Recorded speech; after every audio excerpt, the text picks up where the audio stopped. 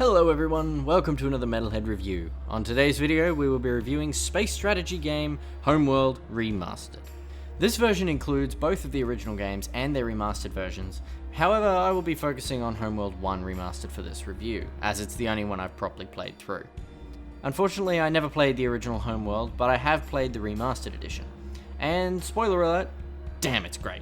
But how is it great and where does it rank on my scale? Well, let's analyze the game and find out.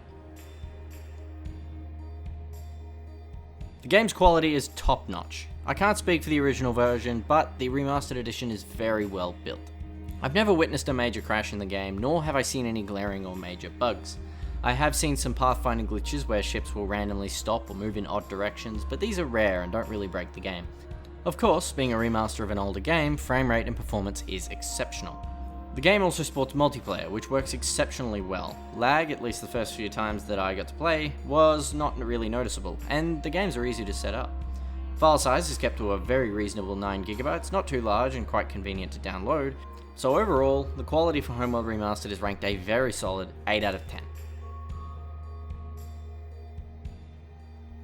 The gameplay for Homeworld is excellent. For starters, I'll discuss the story mode, and as this is the first time where this is really relevant, I should explain. When a game has a story mode or a plot, then that aspect will be split between gameplay, for the actual gameplay elements that the mode offers, if any, and design, for the actual story and plot description. With that out of the way, let's move on. At the beginning of the story mode, the player begins with next to nothing, only a few basic ships and a mothership. Through the course of the campaign, new ships are unlocked, and as such, progression occurs at a pretty natural rate. At the closing of the mission, the mothership and the fleet jump to the next area for the next mission, meaning that the fleet is consistent between games, necessitating preservation of your ships and gathering of all possible resources in preparation for the missions ahead.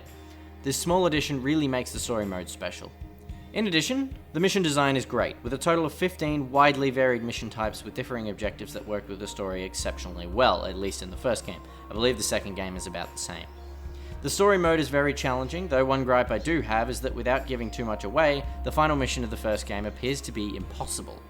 Anyway, regardless, the story mode is fantastic. Upon completion of the story mode, there is of course player versus AI, or more commonly known as skirmish.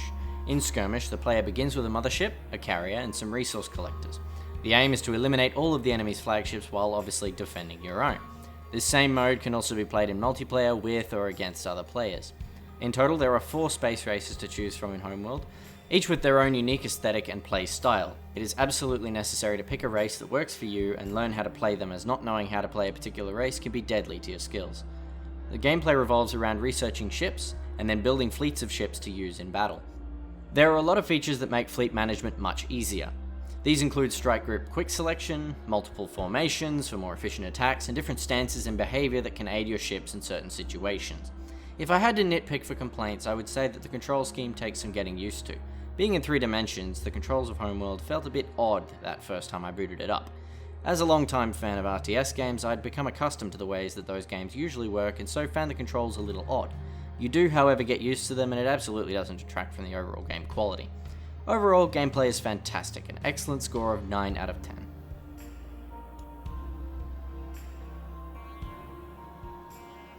The game's graphics are solid. They're not eye-popping, but more than enough to do their job.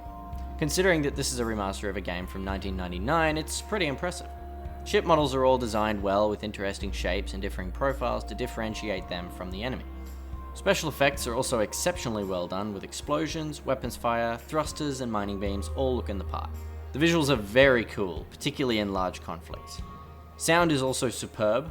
All of the space sounds, such as explosions and thrusters, are muffled, providing just a little bit of realism, and radio chatter among units is all very well handled and particularly cool during large battles with multiple ships calling out combat, damage, and destruction. The music is also spectacular, with bombastic orchestral pieces sporting deep bass and sweeping brass. It matches the style of the game perfectly. In particular, the voice acting is exceptional, perfectly capturing the anguish of a captain whose ship is about to blow up, or the excitement of a pilot who's just won an engagement. Story cutscenes consist of beautifully drawn, slightly animated drawings that elegantly convey important story elements. These are narrated by some excellent voice acting that complement the imagery and add a certain humanity to the story, making it hit home that much more for me. The story is excellently crafted with plot twists, tragedy, and discovery woven throughout that really keeps you engaged from start to finish. Overall, I rate the design of this one 8 out of 10. It is fantastic.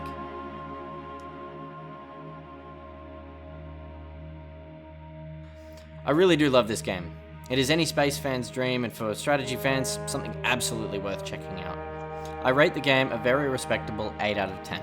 For anyone who is interested in buying it, the price tag of $34.99 might be a bit of a turn-off for a remaster of such an old game, but I guarantee that it is worth every cent of that price and absolutely give my recommendation on it. Link to the Steam store page will be in the description below. This has been Metalhead Reviews looking at Homeworld Remastered. Thanks for watching.